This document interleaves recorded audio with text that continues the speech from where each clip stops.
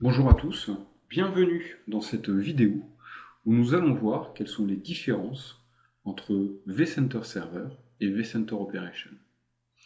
Alors, il y a un certain nombre de choses absolument fondamentales à comprendre pour saisir les différences entre vCenter Server et vCenter Operation. La première est la capacité d'analyse de vCenter Operation. vCenter Operation va agréger l'ensemble des ressources remontées par le vCenter Server et va garder dans sa base de données tous les métriques remontées et va les passer à travers un certain nombre d'algorithmes de façon à en faire ressortir les informations les plus importantes. Donc c'est pour cela que nous allons avoir des badges de santé, de risque, d'efficience, etc. qui ont déjà été traités dans les précédentes vidéos. Ici, ce sur lequel j'aimerais m'attarder, c'est sur la notion de ressources dynamiques et de la façon dont elle est représentée entre le vCenter Server et vCenter Operation. Donc pour cela, je vais commencer par me connecter à ma machine View, à partir duquel je peux accéder au vCenter Dell, qui regroupe un certain nombre d'hôtes qui ont une certaine utilisation de la mémoire. Donc c'est des choses assez courantes que l'on voit chez nos clients, où nous voyons que l'utilisation de la mémoire est relativement élevée. Donc là, si je regarde cet ESX, donc qui est le 192.68.20.23, eh bien je vais m'intéresser à la façon dont vCenter Operation retranscrit cette information.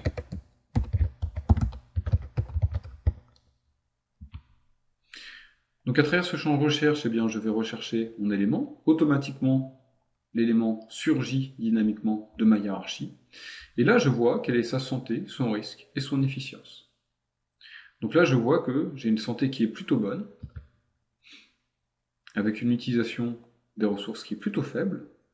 Donc là, déjà, j'ai quelque chose d'assez surprenant, c'est que la remontée dans l'utilisation de ma mémoire est très différente en fait par rapport à ce que me remonte le vCenter Server. Ici, je vois quelle est l'utilisation en temps réel, et je vois que, en termes de normalité, son usage se situe sur un intervalle qui doit être de 25 à 50% maximum. Et puis, si je m'intéresse au risque, eh bien, je m'aperçois qu'en termes de temps restant, eh bien, j'ai plus d'1 an de temps restant sur l'ensemble de mes ressources, y compris la mémoire. Et j'ai une capacité restante de 19 VM supplémentaires, alors que le vCenter Server me dit que je suis à 93% d'utilisation de ma mémoire.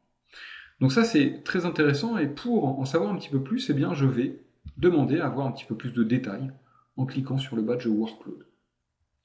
J'arrive alors sur un tableau de bord qui me fournit plus d'informations sur cet élément et sur lequel je vais me focaliser autour de la mémoire. Ici, je vois que, en termes de mémoire, eh bien, je vois que j'ai un usage à 15,2 gigaoctets. Et j'ai une demande à 5,3 gigaoctets.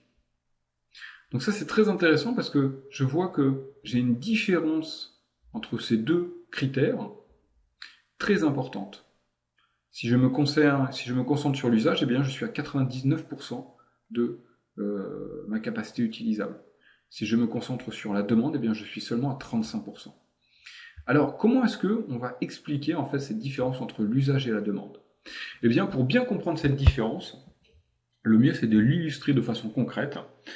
Lorsque vous créez une machine virtuelle et que vous lui donnez 4 gigaoctets de RAM, eh bien, cette machine virtuelle va immédiatement utiliser ces 4 gigaoctets de RAM. Okay, vous la démarrez, elle prend l'intégralité de sa capacité mémoire. Ensuite, si la machine virtuelle continue son cycle de vie, eh bien, cette machine virtuelle va peut-être utiliser seulement 400 mégaoctets de RAM. L'ESX, par rapport à cela, ne va pas reprendre la mémoire inutilisée. L'ESX ne le fera que lorsqu'il y a de la contention et une demande pour de la mémoire inutilisée de la part d'autres machines virtuelles. Donc la mémoire, bien qu'elle ne soit pas utilisée par la machine virtuelle, est toujours vue comme étant en usage sur l'ESX.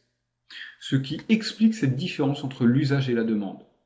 Donc si jamais je me focalise sur l'usage, eh bien dans ces cas-là, je vais me dire qu'il faut que je rachète du matériel par rapport à l'utilisation de la mémoire. Alors que si je me focalise par rapport à la demande, eh bien je vois qu'il m'en reste finalement pas mal euh, sous le pied.